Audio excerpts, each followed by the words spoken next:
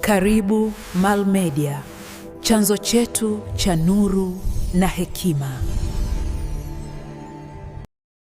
Assalamu alaikum warahmatullahi wabarakatuh. Alhamdulillahi rabbil alamin. Thumma salatu wassalam ala ashrafil anbiya'i wal mursalin wa ala alihi wa ashabihi wa tabi'ina lahum bi ihsanin ila yawmiddin, amma ba'du. Baada ya kumshukuru Allah subhanahu wa ta'ala na kumtakia rehema mtume, leo kwa mara nyingine kwa baraka zake Allah subhanahu wa ta'ala katujalia tunakutana tena katika kipindi chetu hichi adhim kabisa cha kusoma shikeli katika channel yetu pendwa ya Mal Media. Leo mimi ni ndugu yenu kipenzi Jafari. Utakuwa nami katika mafunzo ya siku ya leo kuanzia mwanzo mpaka mwisho inshallah. Kama haujasubscribe basi nikuombe usubscribe, like video hii kama itakuwa imekupa mafunzo, na unaweza kushare kwa watu wengine ambao wanataka kujifunza elimu hii ya shikeli. Leo nataka nikufundisha kitu kimoja ambacho kinahusu kujua kama jambo litatimia. Kwa kuna maswali huwa yanakuja namna hiyo. Mtu aliuliza, je, kuna jambo fulani litatimia kweli? Maswali hayo huwa yanakuwepo mengi. Wewe mwenyewe unaweza ukawa umeshawahi kujiuliza, kulingana na maisha ninayokwenda nayo kweli, hivi nitakuja kuwa na kitu fulani kweli? Maana yake unakuwa unaulizia future ya jambo lako kama linaweza likatimia. Kwa hiyo kuna yale mambo ambayo yanakuwa ni ya muda mfupi ambao wewe unajiuliza kama yanaweza katimia, au mtu mwingine anaweza kajiuliza. Alafu kuna yale ambao ni ya muda mrefu. Kwa mfano kama mtu labda ametuma maombi sehemu, alafu amefanya na interview lakini hajui kama atachaguliwa. Kwa hiyo anaweza akataka kujua kwamba je, nitachaguliwa? Nitaajiriwa hapo? Manake hapo unataka kujua kama jambo litatimia, lakini jambo hilo ni yale majambo ya muda mfupi.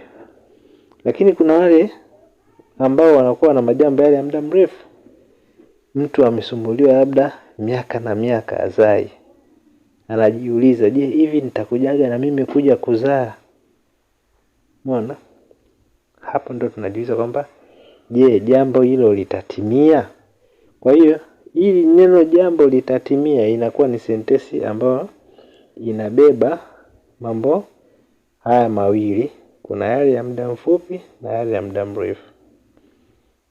Kuna mtu mwingine labda akaugua muda mrefu sana, ajiuliza, hivi kweli nitakuja kupona kweli?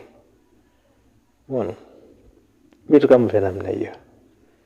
Kwa hiyo mambo kama haya ndio tunaenda kujifunza kwa siku hii ya leo.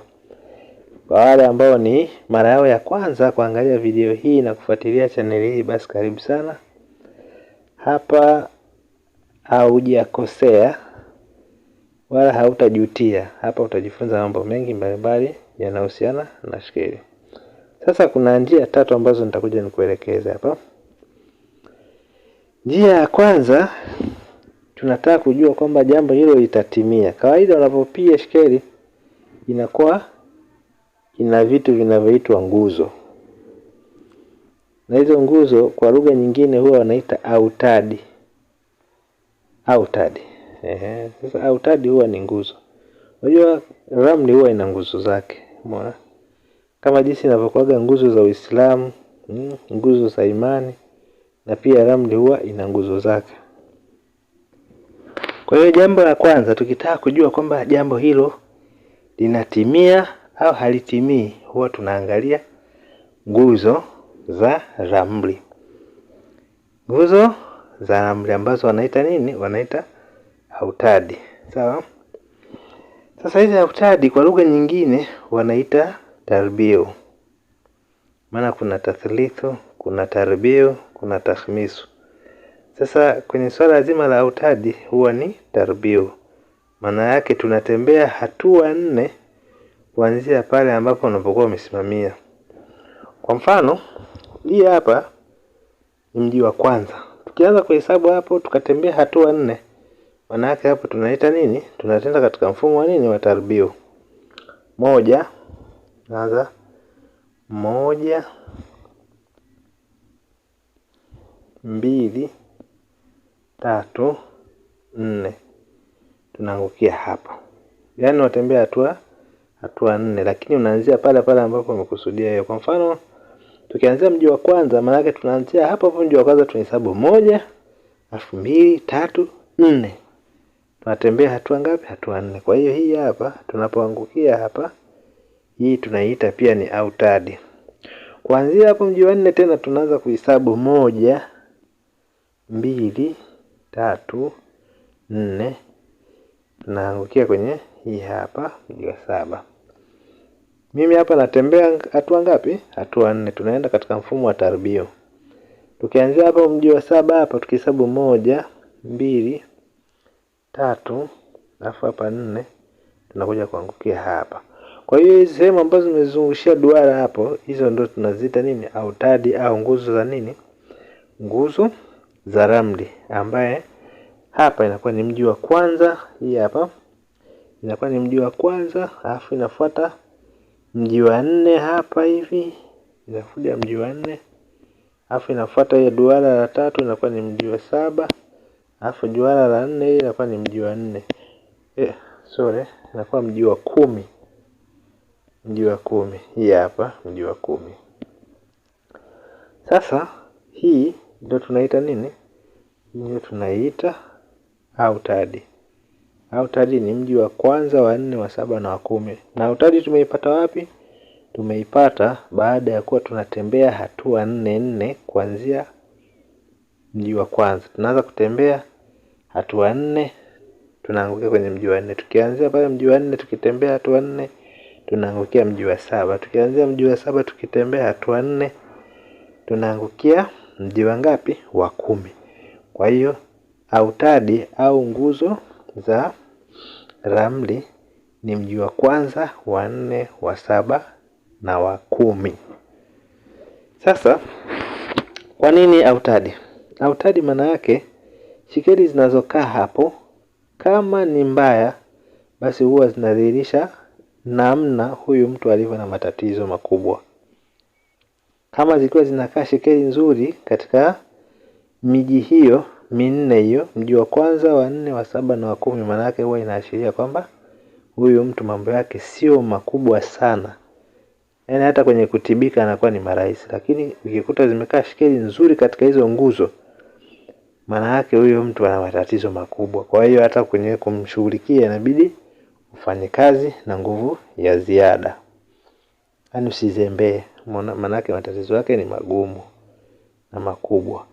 Kwa hiyo ukiona katika mji wa kwanza, wa 4, wa 7 na wa 10 kuna shikeli za nuksi, basi pale unaanza kuwa na picha halisi kwamba huyo mtu matatizo yake atakuwa ni makubwa sana. Kwa sababu ya nini? Nguzo zenyewe zile za ramli ambazo ni autadi zimekuwa zimeshikiliwa na shikeli ambazo zenye matatizo, yani ni problems ndio zimejaa. Kwa hiyo tunazungukia katika autadi hizo. Haya, hizi ziko nini? Ni autadi. Kwa hiyo tunajuaje kama jambo hilo linaweza likatimia au lisitimie? Manake zikikaa shekeli nzuri katika miji hiyo 4, mji wa kwanza, wa 4, wa 7 na wa 10, manake jambo hilo linakuja kutimia. Hata kama likichelewa, lakini linakuja kufanyaje? Linakuja kutimia. Maana yake tayari zile nguzo zenyewe za ramli tayari zimesimama imara, zinaonyesha kwamba mambo ni mazuri na hali itakuja kutimia. Kwa hiyo yani hiyo ni picha ambayo unatakiwa uwe unaipata unapokuwa unapiga ramli yako hapa, unapopiga iskeli, unakuwa unajua tu kabisa hapa mambo yanaweza yakatibika kwa wepesi kwa sababu ya hizi nguzo unazoziona hapo. Na ikiwa kinyume chake, maana yake hata jambo hilo haliwezi kutimia. Umeona? Maana yake ili lije kutimia tunahitaji kufanya kazi moja kubwa na ya ziada. Yaani kazi ambazo ni kama mahakama ya rufaa. Yaani mtu unafika mahakama fulani ya mwanzo, unakata rufaa, unapeleka mahakama ya wilaya, unakata rufaa. Mahakama sijui ya mkoa, unakata rufaa, mahakama kuu, unakata rufaa, unaenda mahakama ya rufaa ya mwisho, yaani mpaka ufike mwisho. Umeona? Na ili mtu anabadilisha tiba za kila aina kuhakikisha kwamba jambo analimaliza. Na ukikuta kwamba hizi nguzo 4 za ramli zote zimeonekana kuwa mbaya zote, mambo yanakuwa ni noma. Yaani ile jambo kuja kufikiwa ni ngumu. Yaani kama umesema bana, ngoja nikienda kwa mtu fulani nikamwambia anipe hela, atanipa? Unataka kujua hivyo. Ukakuta hii miji hii hapa ya kwanza ya 4, 7 na 10 ziko shikeli za nuksi tupu, upate. Yaani ukienda tunajihangaisha upati, kwa sababu nguzo zenyewe zinakuwa zimesha kukatalia. Kama hujawahi kusubscribe bwana, wewe unakosa mambo mengi sana. Kwa hiyo unatakiwa subscribe hapa. Alafu nashangaa, unaona views wengi, like hamna. Sasa unanyima hiyo like, unataka uipeleke wapi? Yaani elimu upate hapa, afu like upeleke sehemu nyingine jamani. Mbona roho mbaya namna hiyo? Alhamdulillah rabbil alamin. Hiyo like unataka kuipeleka wapi? Iweke hapo hapo. Unaona? Weka hapo hapo. Kwani kugusa like hapo unapungukiwa nini? Mbona unakufundisha vizuri kwa moyo safi kabisa, ila like utaikunipa. Bwana, mbona mko mna roho mbaya hivi? Haya, tuendelee inshallah. Sasa hiyo ni njia ya kwanza. Ukitaka kufahamu kwamba jambo linatimia, tunaangalia autadi. Hiyo ni njia ya kwanza. Tunaenda njia ya pili. Njia ya pili huwa tunaangalia, ya nifute mara moja hapa, nifute haya maandishi kidogo. Njia ya pili huwa tunaangalia mje wa hapa wa 11. Mje wa 11 huwa ni matarajio, msaada, matumaini, sawa, na mambo mengine huwa yanahusika hapa kama ahadi, marafiki, mikutano na vitu kama hivyo. Lakini sisi hapa tunaangalia katika upande wa nini? Wa matarajio yako, kama yanaweza yakatimia au kutokutimia. Sasa hapo huwa tunaangalia shikeli inayotokea katika mji wa 11. Ikitokeza shikeli kwa mfano hapa simetokea shikeli hapa utubat kharija. Kwanza hii shikeli hapa ni nuksi, alafu ni kharija pia. Umeona? Kwa hiyo ikitokea shikeli yote nuksi, mara nyingi inakuwa inaashiria kwamba hicho kitu pale ni uwezo kukipata. Alafu ikitokea shikeli nzuri, maana yake kitu hicho unafanyaje? Unakipata. Lakini ili uweze kukipata kitu bila mashaka, maana yake inatakiwa isimame shikeli ya nini? Ya nzuri, alafu ni ya dakhila. Unaona hizi hapa shikeli za dakhila hizo. Zikitokea hizi hapa, maana yake uwezekano wa kupata ni kwa 98, 99. Umeona? Kwa kufanikisha jambo hilo, sawa? Lakini ikitokea mfano shikeli kama hii hapa, hii hapa pia ni shikeli nzuri, lakini ni kharija. Umeona? Tatizo la kharija ni kwamba kitu kinakuja kutokea, lakini baadaye kinakuja kinapungua, kinarudi vile vile. Yaani kwa mfano mtu akitaka kusema kwamba mimi nitakuja kupona kweli, maana yake anaweza katibiwa akapona, akakaa muda, afu baadaye ukasikia kama ile hali inaanza kujirudia taratibu, kama ule ugonjwa unafanyaje, unarudi. Umeona? Kwa hiyo mara nyingi huwa tupendekezi sana kutoa hukumu ya moja kwa moja katika shikeli ambayo ni nzuri lakini ya kharija. Maana za kharija ziko mbili, kuna nusatu kharija, alafu kuna hapa ahyani. Hizi ndio kharija mbili ambazo zikitokea huwa zinasababisha kile kitu unakipata, lakini namna siku zinavyokwenda maana yake kitu hicho kinazidi kutoweka. Yaani kama mfano nimepata umepata afya njema, ugonjwa umepona, maana yake siku zinavyozidi kwenda, maana yake ile afya itazidi kupungua taratibu, mwisho wa siku ugonjwa utajikuta umerudi tena. Yaani tunaweza tukalinganisha mfano shikeli ya nzuri ya afu ikawa khariji, ni kama vile dumu lile umeweka juice, alafu hiyo dumu hiyo umetoboa kwa chini, yani limetoboka, linatunza juice kama kawaida, lakini unapokuwa unatembea umbali mrefu, maana yake ile juice inakuwa inafanyaje, inadondoka kwa sababu si kuna matundu. Kwa hiyo unaweza kujikuta kama umbali ni mrefu sana, unafika nyumbani lile dumu lile limefanyaje, limebakia tupu, maana yake juice yote inafanyaje, imemaika njiani, inadondoka taratibu. Kwa hiyo ndio naweza nikatolea mfano wa shikeli nzuri hizi za kharija.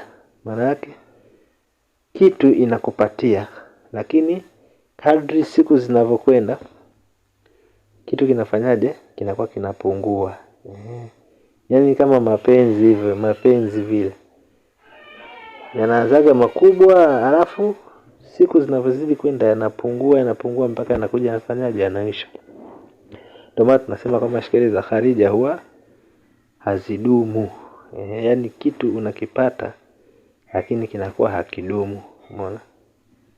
Ni mfano wake ni kama huo hapa. Kwa hiyo hapa katika mji wa 11 hapa tunakuwa tunasema kwamba ni vizuri kakaa shikeli ya dakhila alafu nzuri.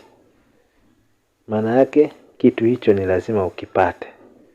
Lakini ikitokea shikeli yote ambayo ni nzuri kharija unakipata, lakini baadaye kinakuja kutoweka. Na ikiwa ni shikeli ya nuksi kabisa, maana yake hicho kitu ukipate kabisa moja kwa moja. Kwa hiyo hii ni njia ya pili. Twende tukamalizie njia ya mwisho kabisa ambayo ndio njia ya tatu. Nafuta hapa mara moja alafu narejea. Njia ya tatu huwa tunachukua shikeli ambazo zimekaa katika miji ya maji. Nafikiri katika somo moja hapo huku nyuma nishawahi kuelekeza katika hii playlist. Nisema hapo huwa tunaweka Nahmat.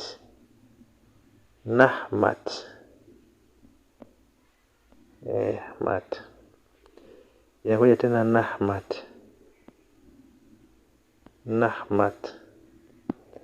Na maana kuweka Nahmat hizi hapa, maana yake hii ni nuni ile ni naru, hii hapa ni hawai, hii hapa ni mai, hii hapa ni turabi. Unakuja tena hivyo naru, hawai, mai, turabi.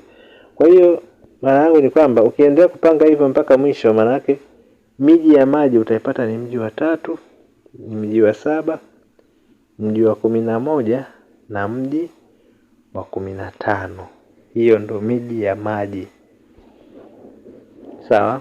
Unaweza kupangilia tu mwenyewe hapo kwa utulivu vizuri. Kuna video ambayo nimeshaelekeza huko nyuma.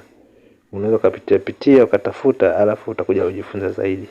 Sasa mimi niko na kuelekeza, na ichukua tu miji ya maji moja kwa moja. Mji wa 3 wa maji, wa 7 wa maji, wa 11 wa maji na wa 15. Hii ni miji ya maji. Nachukua hizo shikeli zake, nikizichukua hapa ni hii hapa mji wa 3 wa kwanza, mji wa 7 ni hapa. Nafuata mji wa ngapi, wa 11, hii hapa Utbat Kharija. Alafu mji wa mwisho ni Tariq. Sasa ukishapata Tariqa hapa, maana yake umeshapata shikeli zako hapo 4. Sasa katika hizo shikeli 4 hapa, sisi tunacholenga tunaangalia, je, imefungua kwenye maji? Sasa shikeli ya kwanza hapa ni humra, niandike hapa uione vizuri. Maana yake huku juu inakuwa ni moto, hapa inakuwa ni upepo, alafu inafuata maji, alafu inafuata udongo. Sasa ukiangalia hapo udongo hapo kwenye upande wa maji hapa ni imefunga, sawa? Yaani ni masdus. Hapa kwenye maji hapa imefunga. Na kwenye Kwa hiyo kwenye maji ya kwanza imefunga, sawa, tunaiweka hapa. Maji ya pili ni hii hapa na yenyewe imefunga. Maji ya tatu imefungua, maji ya nne imefungua, kwa hiyo tukashikilia hapa.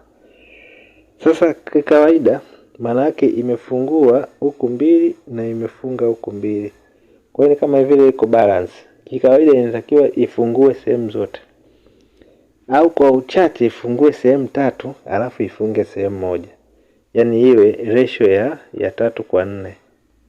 Lakini ikiwa ni 2:4 maana yake si ni nusu kwa nusu. Nusu kwa nusu. Nusu kwa nusu hapa maana yake anaweza akapata au asipate. Jambo linaweza likatimia au lisitimie.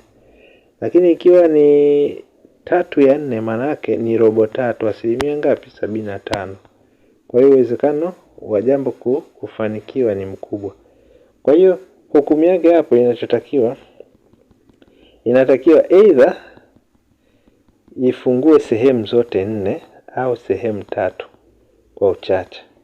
Kwa hiyo kama ingetokea kwa mfano let's say hapa hivi ingekuwa imefungua maeneo pote, yaani ingekuwa imetokea shikeli ya twarika, maana yake imefungua sehemu zote, maana yake hapo ni uhakika wa 100%. Kwa hiyo sisi tunalenga kwamba katika hizo shikeli zote 3, shikeli zote 4 ambazo tumezitoa katika miji ya maji, kwenye upande wa maji kuwe kumefunguka sehemu zote, au kwa uchache imefungua sehemu 3, ili tupate at least 75%. Yaani kufanikiwa, kwa sababu kutokufanikiwa 25%, si ndio? Kwa hivyo 75 ni kufanikiwa. Sasa si maana yake jambo litafanikiwa. Kwa hiyo at least iweze kufungua katika nini? Katika sehemu 3 au sehemu 4 za shikeli hizo 4 tofauti. Umeona? Kwa hiyo tukishaona hapo maana yake tunakuwa tumeshajua kwamba hili jambo hili linakuja kufanikiwa. Kwa hiyo kama nisema baba mimi nitakuja kuzaa kweli, maana yake atazaa.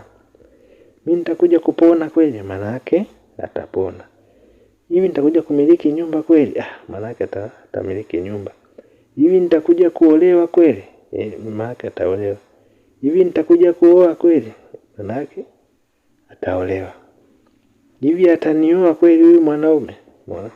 Kwa hiyo tunakuwa tunaangalia lile jambo kweli litatimia au la.